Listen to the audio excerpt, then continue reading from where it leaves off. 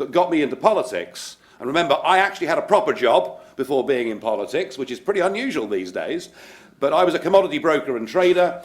And the issue that got me into politics was an evening back in 1990 when the Conservative government in Britain signed us up to the exchange rate mechanism. They effectively pegged sterling against the Deutschmark as a precursor to us joining what became the euro. And I was opposed to that, and I've been opposed to the European single currency project ever since. It was clear and utter madness to think that Germany and Greece could coexist together inside the same economic and monetary union. And there are some of us that have been making these arguments clearly for over 15 years. But the European project, which was being pushed in those days by Chancellor Kohl and by President Mitterrand, they had decided that what they were going to do was to build a United States of Europe. It was going to have a flag, an anthem, a president, who I thought I welcomed rather nicely on his first occasion in the Parliament, and it was going to become a new global superpower. And that superpower was necessary because America could not go unchallenged on the world stage. And whenever those people who were the architects of this were questioned about detail, were questioned about practicality, they just said, don't bother us with the details. They believed that if you put together an economic and monetary union, that overnight a political union would follow as night follows day. And of course it doesn't work, and the analysis that we all had 15 years ago has been right. The only way that Germany and Greece can coexist together inside the same economic and monetary union is if the Greeks become like the Germans, or the Germans become like the Greeks, and it ain't going to happen. The other point of the European project, apart from wanting to be a global superpower, was that it was designed to bring together the warring nations of Europe. And actually, if you think about it, the idea of getting the French and Germans round the table to share dinner and break bread in the 1950s was an entirely sensible thing to do. The idea that if people trade more with each other, they're less likely to fight each other was again an entirely sensible idea. Sadly, it's gone too far. And I now feel that this European project of love, cooperation and peace, well, just look at it. Just look at it. You know, Angela Merkel went to visit Athens last year to be greeted by people dressed up in Nazi uniforms. I mean, sort of, you look at it and think, do I laugh at this or do I want to cry at this? I mean, you just look at the language that was used in the European Parliament last week by German politicians about the Greeks. So actually, far from Europe coming together with a single currency, actually economically we're diverging, and far from the project bringing everyone together, what we're beginning to see is a return of the old enmities that have done Europe so much harm over the course of the last 100 years and more. The project isn't working. I grew up in a Europe that was divided from east to west by the Berlin Wall. And I'm now living in a Europe that is divided north to south by a new Berlin Wall, and that Berlin Wall is called the euro. Now, the Greeks had a referendum, you might have noticed, 2 weeks ago. And despite massive threats, despite being told that if they voted no, the power supply would fail, amongst other things, 61% of them said, we can't go on as we are. We can't take further austerity. And yes, it's easy for any of us to criticise the Greeks for their financial management and their retirement ages and everything else. But do think about this. You know, when the United States of America had its Great Depression, the sort of buddy, can you spare us a dime times, the US economy had contracted from top to bottom about 16%. The Greek economy has now contracted by 26% since 2008. And when we get the fresh figures for this current quarter, bearing in mind the banks have now been closed for almost 3 weeks, maybe that contraction will be closer to 30%. You know, we are watching a country that's in real trouble. If we have a heart and a soul, we will feel for the suffering of the Greek people. They never voted to join the euro. They were taken into it by Goldman Sachs and their own greedy politicians. We've got a situation in Greece where now the hospitals are actually running out of medicine. We're witnessing a political experiment that is taking a country, and we're watching it literally before our very eyes become a third world country. It is a human tragedy. And yet, in the face of that referendum, what has happened? What has happened is the big institutions of the EU, oh yes, and our friends from Washington.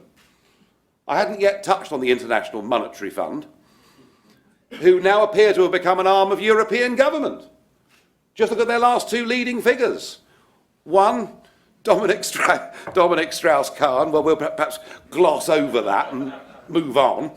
But Christine Lagarde, you know, a fully paid up member of the Eurocrat class, a fully paid up member of saying everything and anything must be done to maintain this project called the Euro. So between the IMF and the European Commission and the European Council, what they have done is to bully Greece into signing up for a deal whose terms are even harsher than that was rejected by the Greek people in a referendum. You know, what price democracy, folks, in modern day Europe? Well, it frankly doesn't exist. So that's the first big crisis that Europe faces, and it is perfectly clear to me that the only hope that countries like Greece have got is to find a leader with courage, and I'm sorry, Mr. Tsipras doesn't have much courage.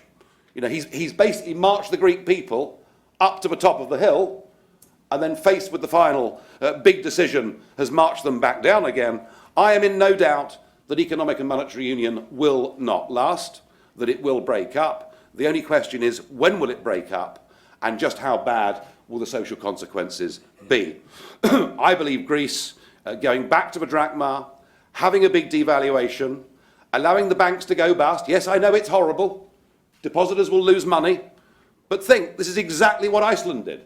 Little Iceland, a country of 1/3 people, faced that same banking crisis that America faced, that Britain faced, that much of the world, with the exception, of course, of Canada and Australia, who had sensible banking rules and didn't need bailouts. But when we all faced this, we bailed out the system, which in many ways was an odd concept within a capitalist country. But we bailed out the system. The Icelandics let the banks go bust.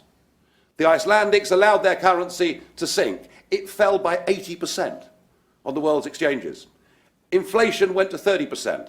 Interest rates went to 27%. There was then in 2010 a volcanic eruption, do you remember, and all the planes stopped flying. I mean, it looked like the Old Testament had come back, you know.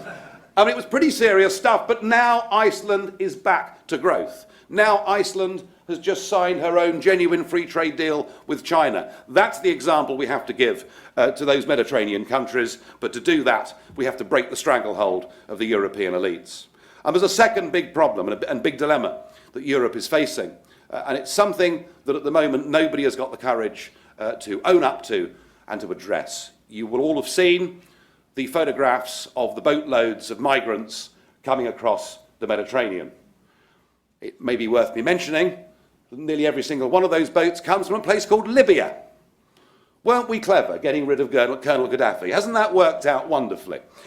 Anyway, Europe has decided that anybody that comes from a war-torn part of North Africa or the Middle East must be given the rights to settle. And I am not somebody that would ever want to turn our backs on the idea of giving refuge to people who genuinely are in fear of their lives. After all, I come from a country that, you know, said yes to the French Huguenots. My family were French Huguenots, Protestants who were being burned at the stake. You know, we said yes to the Jewish people who came first from Russia, and then, of course, who came from Germany and Austria, a country who said yes to the Ugandan Asians. So we're used to influxes of 5, 10, 15, 20, maybe even as high as 30,000 people seeking refugee status. But the problem, folks, is this. What we're facing coming across the Mediterranean is potentially a migration of genuinely Old Testament biblical proportions. We face potentially millions of people coming across, and that in itself brings a problem, but there's a bigger problem still, and that's this, that we have no means, we have no ability of checking criminal records or of checking political or religious associations of any of these people. And when IS say they will use this crisis to flood Europe with their own jihadists, I suspect we should believe them. And I think the whole debate on immigration, given that we now have an open door to people from Romania and Bulgaria, people whose minimum wages are 10 times lower than ours, the debate about immigration has been about money. It's been about the shape of communities, but the debate about immigration in Europe certainly is going to get onto the very key issue of security. So in the face of these two massive crises that Europe faces, we have a remarkable change in British politics. We have a Prime Minister who has always been committed to Britain's membership of the European Union. He believes that it's a very good thing. But because of the rise of UKIP, he was forced into making a promise that he never thought he'd have to deliver. The day before the election, you could have gone to Ladbrokes and you could have got 13-2 against a Conservative majority. Indeed, the Prime Minister himself, it is said, at 7 o'clock on election day, went into the study at Chequers and wrote a resignation speech. So we've had this stunning election result. Why? Well, chiefly fear of that appalling woman who comes from north of Hadrian's Wall, who represents the Scottish National Party, a party who are nationalists and socialists at the same time. Did I really say that? Yes, there we are. Well, it's true, so to hell with it. It was really fear of the SNP that gave the Tories this majority. And so now we have a referendum. And it's not going to be easy, but this referendum matters. And it's important for us because I believe in democracy. I believe in self-government. It's important for us because I think our Supreme Court should be the ultimate arbiter in our land. You know, we have a row going on at the moment as to whether prisoners should get the vote. Not a concept that would go very far in America, I don't think. But who decides ultimately whether prisoners get the vote in our electoral system? Well, it won't be our Supreme Court. It'll be the European Court of Human Rights in Strasbourg, and that's unacceptable. It's important for me and for UKIP that we win this referendum because I want to turn immigration from being a negative into being a positive, and that's not very hard. All you have to do is to introduce the Australian-style point system, where you say, we want migrants who've got skills. We want migrants who haven't got criminal records. We want migrants who bring their own health insurance. We want migrants who will not be able to claim anything out of the social security system until they've been with us for 5 years, paid their taxes, and obeyed the law. So for all of those reasons, I want our side of the argument to win this referendum. But this isn't just about Britain. This referendum is not just about the future of Britain's relationship with Europe. Actually, if we win this referendum, then in short order, there'll be voices in Finland and in Sweden and in Denmark and in Austria and elsewhere saying, actually, this is the relationship that we want too. Our vision for Europe, and I've been portrayed, over the years as being anti-European, which is absolute nonsense. But I think a better Europe would be a Europe of sovereign, democratic nation states that trade together, that cooperate together, more of a NATO model, if you like, for how we work together with neighbours than one of political union where we surrender the supremacy of law. And that's why this referendum matters. It matters because if we can win this referendum, we will effectively kill off the whole project of trying to impose against the will of the peoples of the member states of Europe a new form of undemocratic government. And I want people in America perhaps to understand this rather more than they do at the moment, because as I say, I'm getting a bit tired of the Obama line and the State Department line, and I want people in America to understand this, and this perhaps is, I'm now saying this rather more from a British angle than from the representative of parties from across Europe that I'm here with today. The relationship between Britain and America has been a very, very important one. Yeah, we had a little bit of a fallout, didn't we, a couple of 100 years ago, and I understand that. But actually, what Britain and America have done together in terms of fighting for the principles of liberty, democracy, and freedom, and they've done that in the face of some of the most evil aggressors in history, and at great price, we've been successful. We are